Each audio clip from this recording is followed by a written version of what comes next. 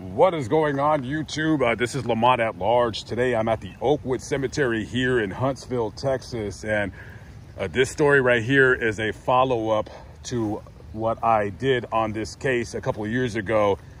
Back in 1980, November 1st, a trucker who was driving on the I-45 through the Sam Houston National Forest noticed what looked to be a body lying on the side of the road. He double backed and got out of his truck and seen the nude body of a young white female. Immediately he got back in his truck and went to the nearest payphone and called the police.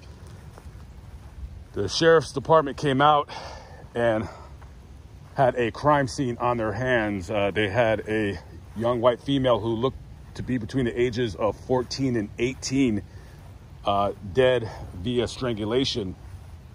She was nude other than a pair of high-heeled red slippers or sandals in the area where her body was. They took her body to the coroner's office for an autopsy. It was determined that she was sexually assaulted. They believe she wasn't raped via the I guess you want to say the average way that a rape occurs. She was assaulted with a blunt instrument, and for many, many years, nobody knew what her name was. And for, over 40 years, she was identified until very recently, September of last year, 2021, she was finally identified as Sherry Ann Jarvis. Now, when she was identified, originally the family was contacted and it was not released until 2 months later of her identity. And however, even though now she has her God-given Christian name, this is still an unsolved murder. We do not know who committed this crime, and it is suspected, if it has not been released, if the perpetrator of this crime had any DNA at all left at the scene of the crime. They're not releasing that information, but the family was contacted. She was found through a genealogy search online.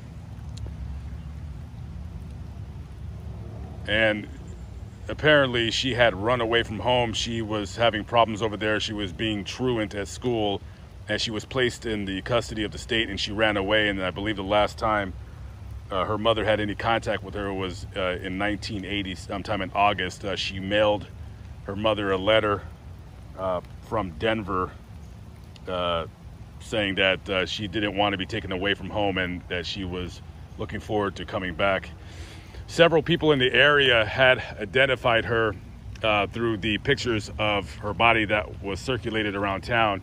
And the last person that she was seen with was a white male, possibly in his 30s, driving a 1973 or 1974 Chevy Caprice, light blue colored with a light colored top.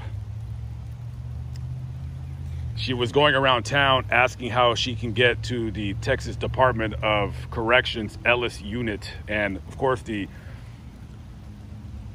investigators went to the prison to interview all the inmates, and there was only one inmate there that was a similar age to her, and he didn't know who she was, and nobody said they knew her. So we excuse me, we don't know if she was a victim of the I-45 killer or the same man who murdered all those girls down in the south part of Texas in the what they call the killing fields. Not sure if this case is related. They possibly think it was, but who knows?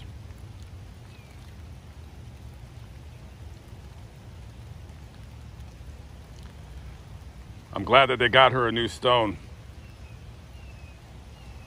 And hopefully one day the animal who did this will be brought to justice. And if he is not brought to justice, maybe justice will be cast upon thee.